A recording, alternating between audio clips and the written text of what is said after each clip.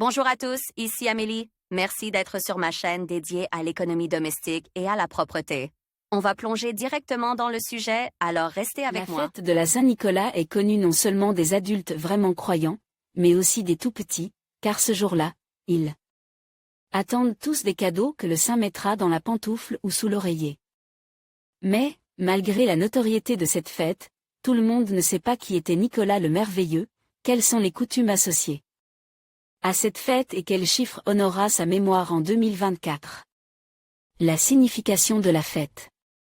Les légendes et les croyances nous renseignent sur la vie de nombreux saints qui se sont consacrés au service de Dieu. Mais pour savoir qui était Nicolas le Merveilleux, nul besoin de légende, car il s'agissait d'une personne réelle et sa vie est attestée par de nombreux documents historiques. Nicolas le Merveilleux a vécu vers 275 à 355 après J. C'est dans la province romaine d'Antalya, aujourd'hui connue comme une merveilleuse destination de vacances. Ses parents étaient des gens riches, mais pendant longtemps ils n'ont pas pu avoir d'enfants. Ils passaient tout leur temps à prier, espérant que le Seigneur les entendrait et leur enverrait sa bénédiction. Le Seigneur les entendit et un fils, Nicolas, leur naquit.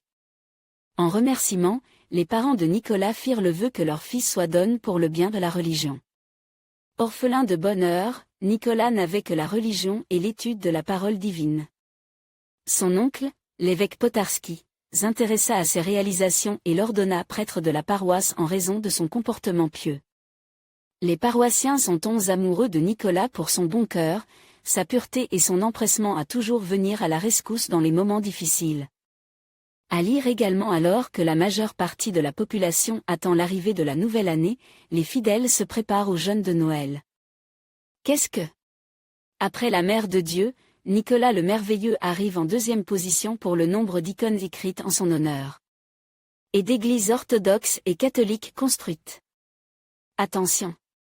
Au cours de sa vie, il a accompli plus d'un miracle, il a sauvé des chefs de guerre de la mort, sa terre de la famine, distribue ses biens aux pauvres et aux nécessiteux, mais il a tout fait en secret. Mais toutes ces faveurs ne pouvaient pas être cachées, et une histoire est devenue publique, et tout le monde la connaît encore aujourd'hui. Cette histoire est celle d'un père de 3 filles qui a perdu toute sa fortune et qui était prêt à vendre ses filles à l'homme qui paierait pour elles. Nicolas prit 3 chaussettes, y mit de l'or et les jeta secrètement par la fenêtre. Il a ainsi sauvé le père désespéré non seulement de la pauvreté, mais aussi de la chute spirituelle. À lire également le carême de Noël, le dernier de l'année en cours, est l'un des plus stricts, avec un grand nombre de restrictions alimentaires.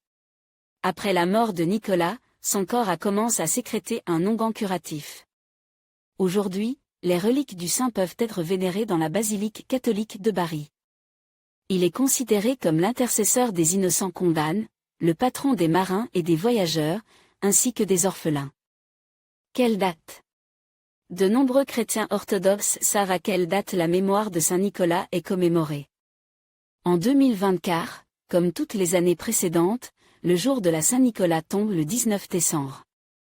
Dans de nombreuses régions, cette fête est appelée Nikolskaïa, les gens dressent des tables et invitent leurs familles, leurs amis et leurs voisins.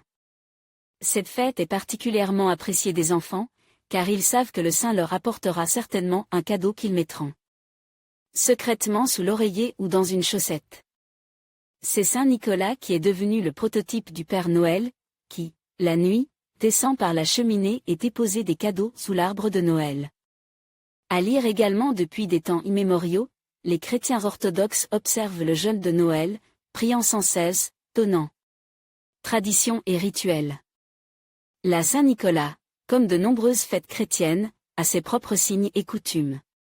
Ainsi, dans les temps anciens, dans le nord de la Russie, un taureau était abattu ce jour-là. Une partie de la viande était donnée à l'église, et le reste servait à préparer des plats pour les festivités. À Novgorod, on organisait ce jour-là des fêtes sacrées qui pouvaient durer plusieurs jours. En Russie, ce jour-là, une table somptueuse était dressée, l'attribut obligatoire étant la kutia, ainsi que la braga ou la bière, qui était brassée à partir de la nouvelle récolte.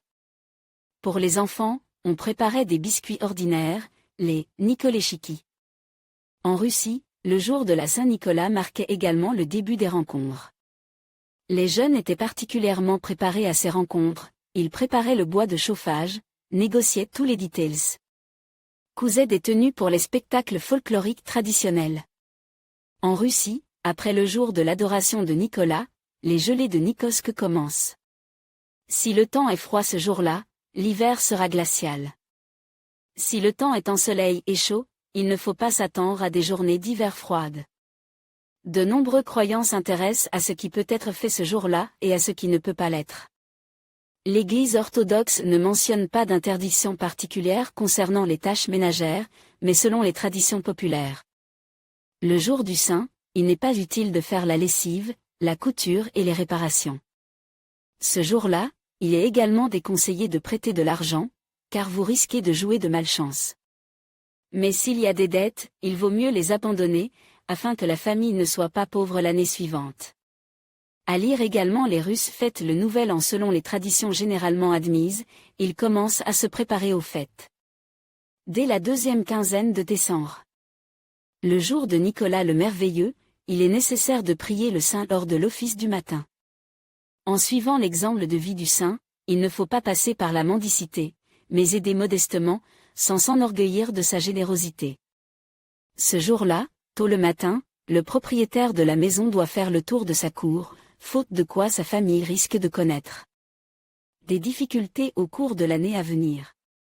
Et bien sûr, ce jour-là, les enfants reçoivent des cadeaux sous forme de sucreries, de bonbons et de pain d'épices, que les parents mettent sous l'oreiller le soir.